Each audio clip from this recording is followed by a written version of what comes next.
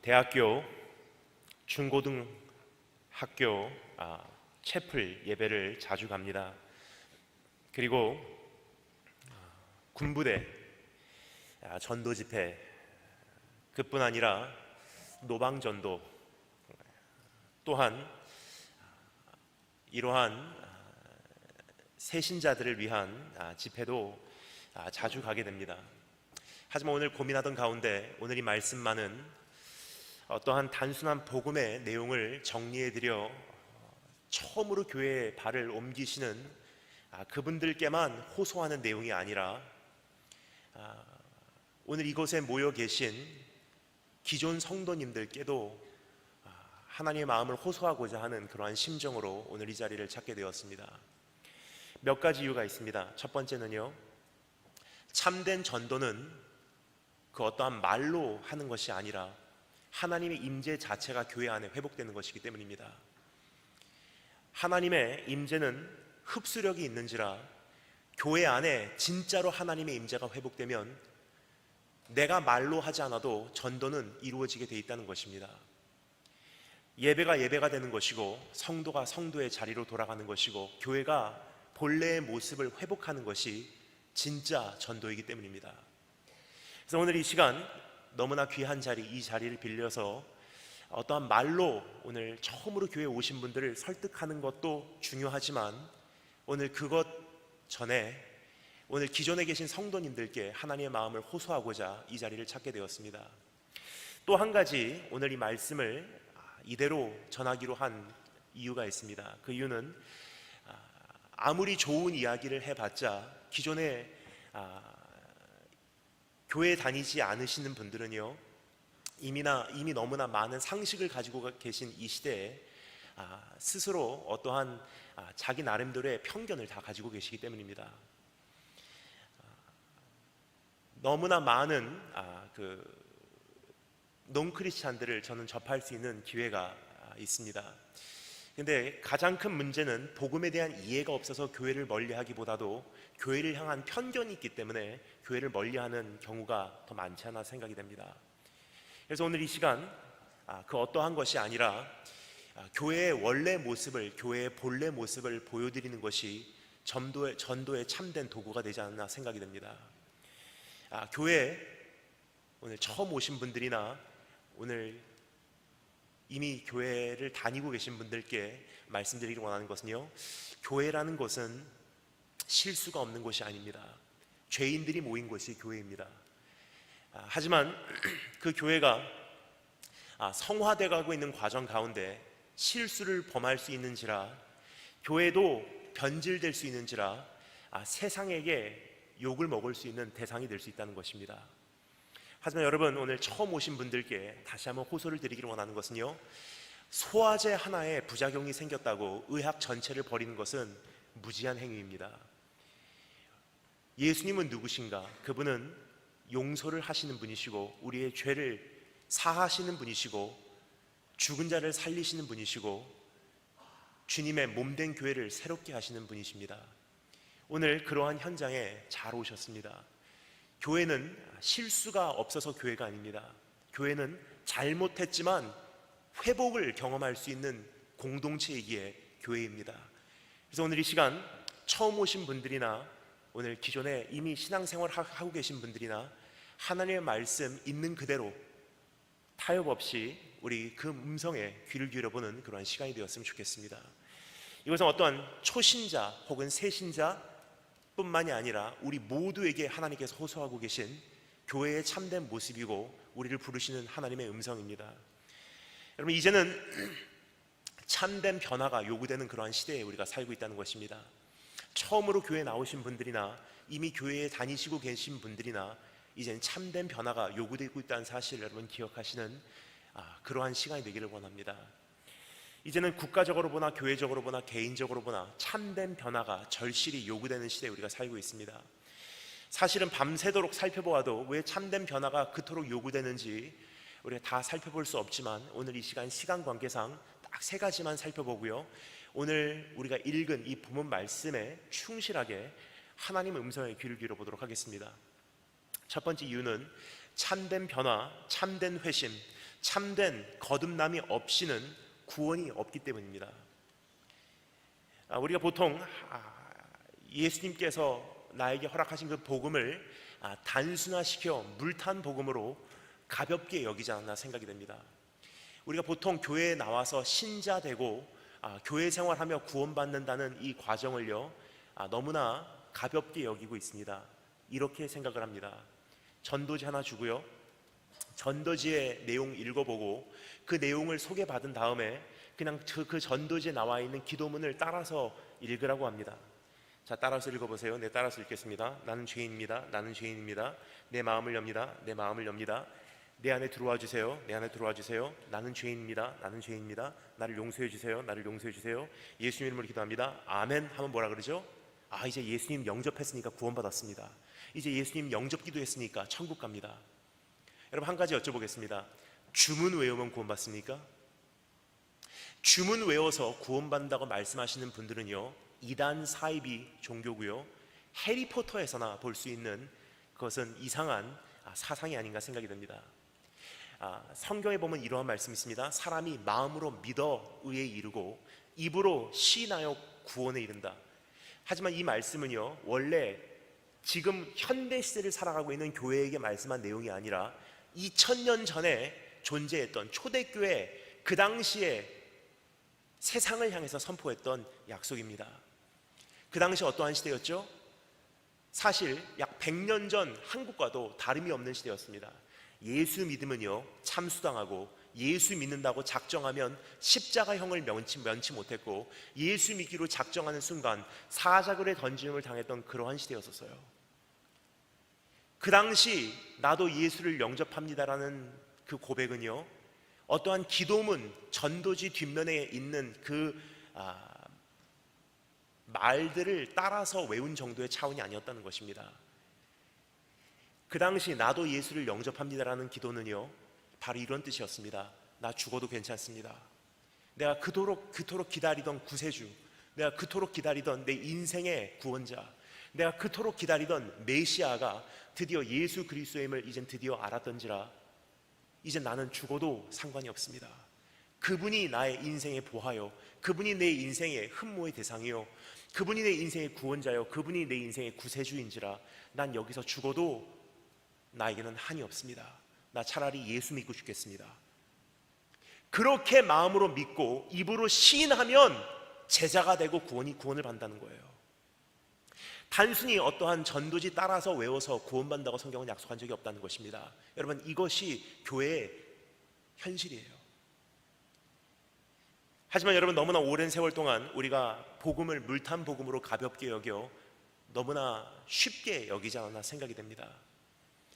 따라서 교회는 세상에서 미움을 받고, 교회는 세상에서 당연히 마땅히 들어야 되는 욕의 대상이 되어 가고 있었지 않나 생각이 됩니다. 하지만 여러분, 이제는 우리가 돌이킬 때가 되었습니다. 참된 변화가 없이는 구원이 없다는 것입니다. 참된 변화가 없이는 성도가 될 수 없다는 것입니다. 이제는 참된 변화, 참된 회심, 참된 거듭남을 소유하시는 오늘 처음 교회 나오신 분들이나 아니면 기존의 성도님들이나 경험하신 축복이 있을 주님으로 축원합니다. 어떻게 보면 오늘 처음으로 교회 나오신 분들은요 너무나 큰 축복을 받으셨습니다. 그 이유를 말씀드리겠습니다. 신앙생활을 하다 보면 왜 이렇게 어려워가 아니에요. 오늘 처음으로 교회를 찾아온 이 첫 걸음부터 실질적인 눈높이를 제가 말씀을 드리는 것입니다. 그래서 오늘 이 눈높이로 출발을 하면요 적어도 나중에는 서프라이즈는 없다는 거예요.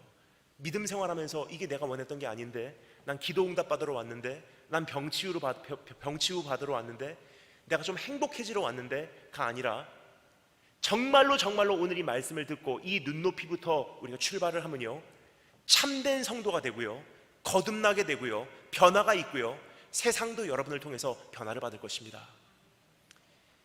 두 번째, 왜 참된 변화가 요구되는지 두 번째 이유입니다. 참된 변화가 없는 교회는 이제는 드디어 한계에 도달했기 때문입니다. 너무나 중요한 말씀이기 때문에 다시 한번 말씀드리겠습니다. 참된 변화를 경험하지 못한 교회는요 이제는 이 시대에 한계에 도달했기 때문이에요. 어떠한 말로 설득을 하려고 해도요, 세상 사람들은 이미 너무나 많이 알고 있는지라 웬만한 말로는 교회의 말에 넘어들어오지 않습니다. 여러분 경험하십니까? 지난 수년 동안 대한민국 대표 출판사에서 출판되고 있는 책들 중에 청소년 사역은 이렇게 해라 하는 책이 출판되지 않고 있다는 사실을 여러분 이미 감지하시고 계신지요? 그 이유는요, 이미 수많은 청소년 사역과 청년 사역이요 다 실패로 끝나가고 있다는 거예요. 최근에 신천지 이단 단체가요 드디어 지하에서 지상으로 올라와서 서울 시내 한 복판에 동원되어 그 윤곽을 드러냈던 사건을 여러분 기억하십니까? 어떤 보도에 의하면 7만 명, 어떤 보도에 의하면 9만 명, 10만 명까지도 동원이 됐다고 보도가 되고 있습니다. 그런데 더 충격적인 사실을 말씀드리겠습니다. 그것이 7만 명이든 10만 명이든 중요한 사실은요 80%가 청년이었다는 거예요. 교회에서 청소년들, 청년들 어디 가나 우리가 의문을 하고 있던 그 사이에 수많은 대한민국 교회의 청소년, 청년들은요 이미 다 이단 사이비 종교에 빠지기 시작했다는 것입니다. 그래서 여러분 오늘 이 시간 처음 교회 나오신 분들에게도 호소를 드리지만 이미 기존의 교회를 다니시고 계신 분들에게 경각심을 제가 호소하기를 원하는 것은요, 아무리 새로운 신자 데리고 와봤자, 모셔와 봤자 구멍난 항아리다가 물 붓고 있는 것과 똑같다는 거예요. 왜요? 내가 변하기 전에는, 교회가 변하기 전에는, 예배가 변하기 전에는. 여러분 세상 사람들, 소비자들은요 진짜 세일즈맨과 가짜 세일즈맨을 분별할 수 있는 어느 정도의 감지 능력이 있습니다. 아무리 말을 잘하는 세일즈맨도요 자기가 정말로 지금 내가 판매하고자 하는 그 상품 자체를 믿지 않는다면요 소비자들은 다 알아요. 내가 정말로 지금 강조하고자 하는, 믿고자 하는, 전도하고자 하는, 소개하고자 하는 대상인 예수 그리스도를 내 자신도 보화로 삼지 않는다면요 나를 통해서 복음을 듣는 그 대상들도 내가 가짜라는 사실을 다 알고 있다는 거예요. 또 하나의 가짜 성도, 또 하나의 쓰레기 성도밖에 만들지 못한다면 이 자체가 비극이라는 것입니다. 그래서 오늘 여러분, 오늘 하나님 앞에서 교회가 다시 한번 하나님 말씀 듣고 이제는 어떠한 영향력을 발휘하기 전에 내가 먼저 하나님 앞에 돌아오고 내가 먼저 하나님 앞에 바로 서는 그러한 시간이 되기를, 그러한 기회가 되기를 주님의 이름으로 축원합니다. 세 번째 이유, 참된 변화가 없는 성도는 생명이 없기 때문입니다. 참된 변화가 없는 성도는요 생명력, 영향력이 없다는 거예요.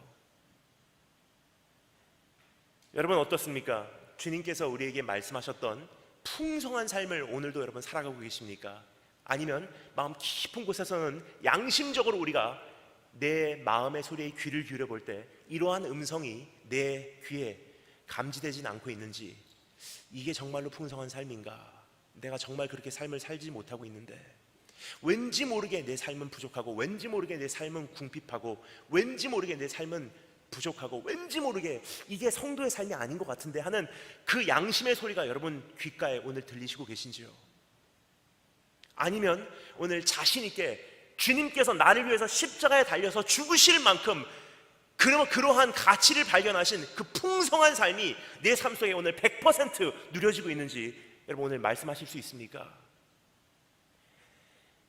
거듭나지 않으면, 회심하지 않으면, 정말로 변화받지 않으면 내 삶에는 그러한 삶이 경험되지 않을 뿐더러 영향력이 없는 성도로 재생산 능력을 상실한 채로 죽어가는 것이 바로 세상이 아니라 나라는 거예요. 좀 전에 말씀드렸듯이 밤새도록 살펴보아도 다 살펴볼 수 없지만 오늘 이 말씀을 우리가 조금 더 구체적으로 살펴보기 위해서 지금 딱 세 가지 이유만 우리가 왜 변화가 요구되는지 우리가 정리하고 이제 말씀으로 들어가도록 하겠습니다.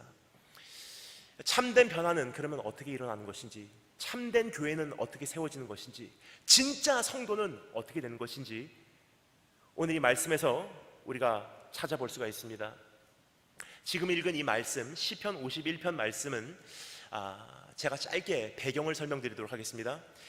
성경에 보면 사무엘하라는 책이 있는데 사무엘 상하로 나눠져 있습니다.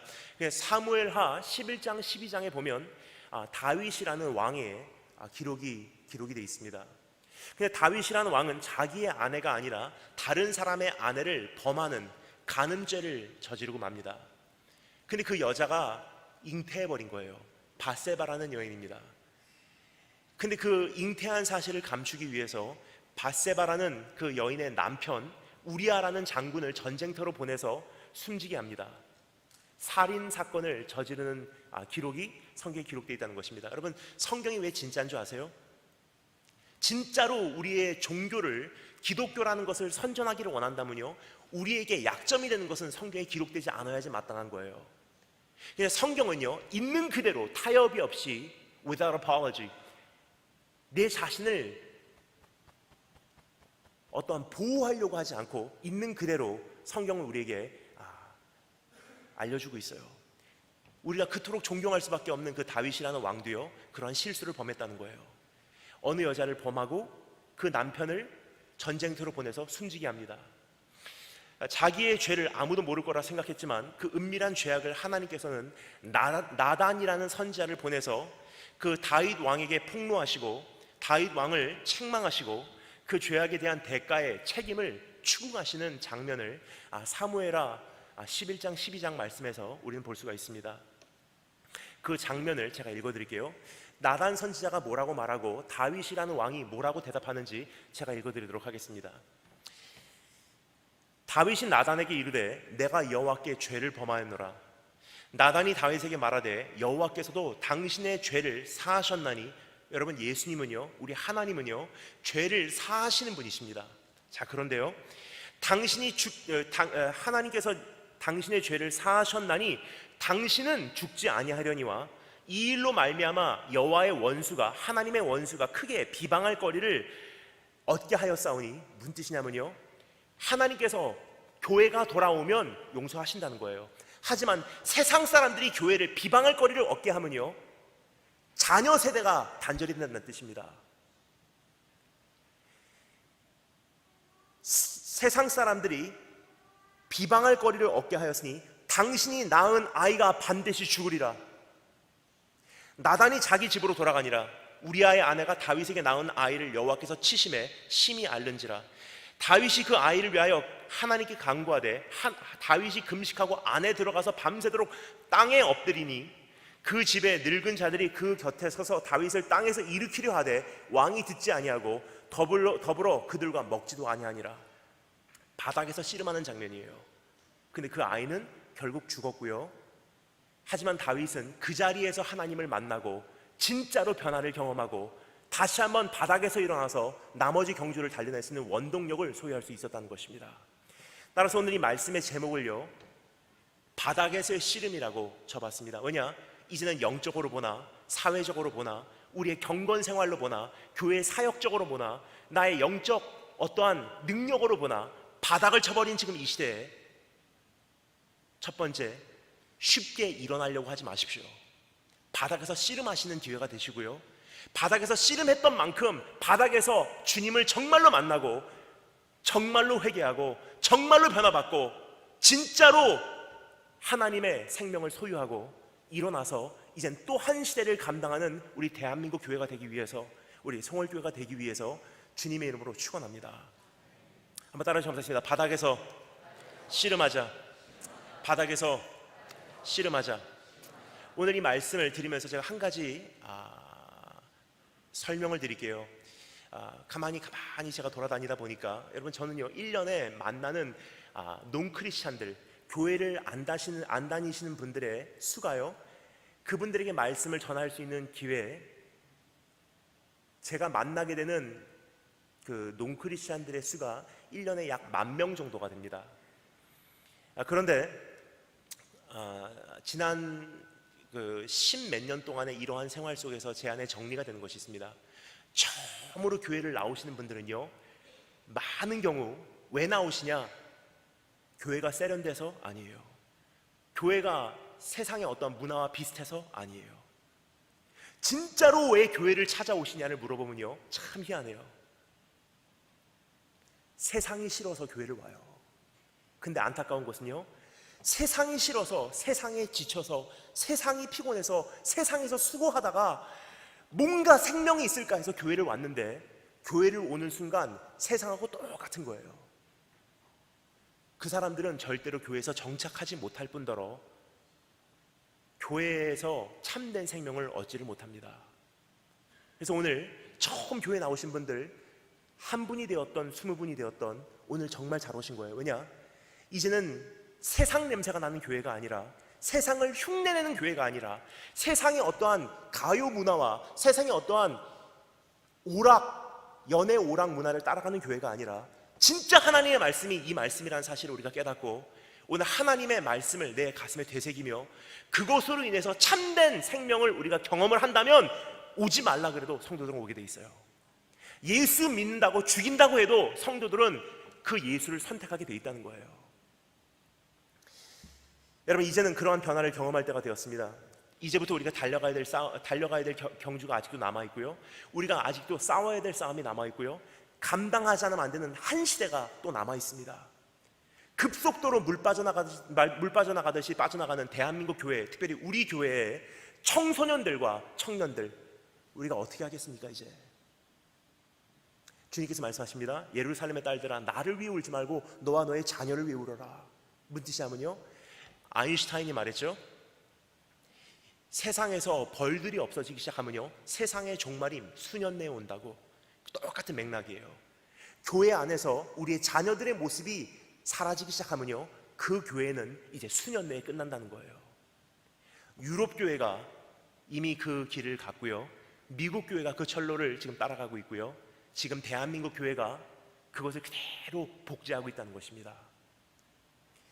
여러분, 이제는 우리가 어떠한 행복해하고 즐거워하고 오락 연애 문화를 쫓아갈 때가 아닙니다.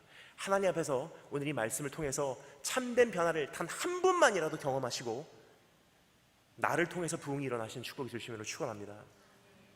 그렇다면 다윗이 바닥에서 주님과 씨름하며 올렸던 기도, 시편 51편 말씀, 오늘 말씀입니다.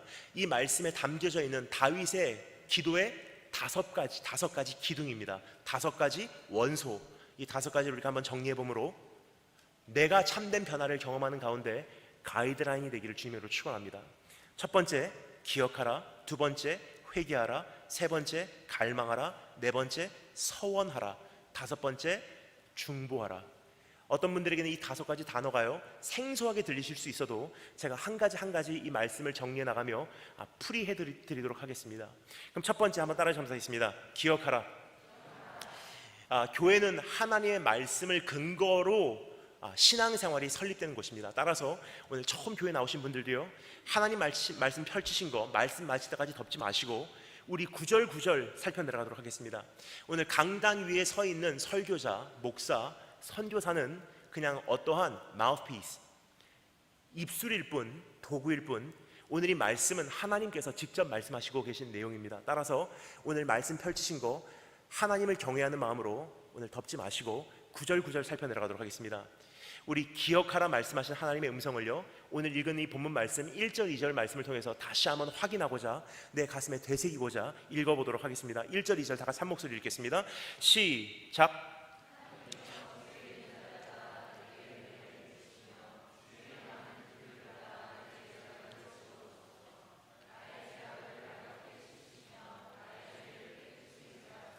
아멘. 첫 번째, 기도의 원소, 회복을 위한 첫 번째 요소는요, 기억해내는 거예요. 뭐를요? 돌아오면 용서가 있다는 사실을, 돌아오면 회복이 있다는 사실을, 돌아오면 아직도 기회가 남아있을 수 있다는 사실을. 다윗이 하나님께 제일 첫 번째로 내세운 기도 내용이 뭐죠? 하나님이여, 주의 인자를 따라, 하나님의 선하심을 따라, 하나님의 인자하심을 따라 나에게 은혜를 베푸시고. 뭐라고요? 내가 잘나서 나를 용서해 주세요? 아니에요. 나는 그럴 수밖에 없었던 사람이기 때문에 나를 용서해 주세요? 아니에요. 하나님이 선하신 분이기 때문에 내가 용서를 구합니다. 하나님은 용서하시기를 원하시는 분이시기 때문에 내가 또 한 번의 기회를 소망합니다. 하나님은 공의로우신 분이시기 때문에 내가 오늘 무릎을 꿇는다면 이대로는 끝나지 않게 하시기 때문에 내가 하나님께 두 손 들고 돌아옵니다. 하나님의 선하심, 하나님의 인자하심, 하나님의 신실하심을 토대로 돌아가기로 작정하는 모습이에요. 내가 잘났습니다가 아니고, 나는 그럴 수밖에 없습니다로 아니고, 저 사람 때문에도 아니고, 나는 죄인입니다. 하지만 하나님께만 돌아가면 하나님 선하신 분이시기 때문에, 하나님은 은혜의 하나님이시기 때문에, 용서하시는 분이시기 때문에, 긍휼을 베푸시는 분이시기 때문에, 은혜의 하나님이시기 때문에 내가 하나님께 돌아가기로 오늘 작정하겠습니다. 하나님이 어떠한 분이신지 주님의 속성을 기억해내는 거예요. 여러분, 이것이 세상의 수많은 종교와 복음을 가려내는 한 가지 기준이 아닌가 생각이 듭니다. 이 세상에는 수많은 종교는요, 이렇게 말합니다. 똑바로 살아, 착하게 살아, 열심히 살아, 술 끊어, 담배 끊어, 너 인생 다 정리하고 착하게 된 다음에 용서해 줄게, 다 착하게 된 다음에 영접해 줄게, 받아줄게, 사랑해 줄게. 근데 성경에 나오는 복음의 주인공이신 예수님은요, 이렇게 말합니다. 우리가 아직 죄인 되었을 때 그리스도께서 경건치 않은 자를 위하여 죽으셨도다. 의인을 위하여 죽는 이가 쉽지 않고 선인을 위하여 용감히 죽는 이가 혹 있거니와, 우리가 아직 죄인 되었을 때 그리스도께서 우리를 위하여 죽으심으로 하나님께서 우리에게 대한 자기의 사랑을 확증하셨느니라. 여러분, 두 가지 종류의 분위기를 제가 시나리오로 말씀드리겠습니다. 둘 중에 하나, 여러분, 어떠한 것이 용서를 구하기가 쉬울까요? 첫 번째는요, 팔짱 끼고 한번 얘기해봐. 네가 회개하는 내용을 한번 들어보고 용서할지 안 할지를 내가 정하겠다. 그러한 사람에게 우리가 용서를 구하는 게 편할까요? 아니면 두 번째, 다 용서했어, 일로 와, 내가 너를 정말 사랑한다, 내가 너를 기다렸어, 그렇게 말하는 사람에게 그 사랑을 경험하고 사실은 제가 정말 잘못했어요, 그거 말하기가 쉬울까요? 어느 쪽이 쉬울까요? 전자예요, 후자예요? 후자예요. 이 세상에 있는 모든 종교는요, 이슬람교, 힌두교, 불교, 유대교, 천주교, 모든 종교는 전자입니다. 네가 어떻게 하나 보고, 네 기도 내용을 들어보고, 네가 어떻게 선하게 사는지를 보고, 너의 선한 행위를 보고 용서할지 안 할지를 결정할게, 천국으로 보낼지 안 보낼지를 결정할게. 근데 여러분, 복음은요, 이렇게 얘기합니다. 십자가 위에서 이미 2000년 전에 다 용서했어, 내가 너를 위해서 죽었어, 돌아오기만 하면 돼. 그 사실을 기억하고 하나님을 향해서 한 걸음을 옮기는 것을 회심이라고 합니다. 여러분, 오늘 그 기로에 우리가 서 있어요. 언제까지 우리가 이대로 살겠습니까?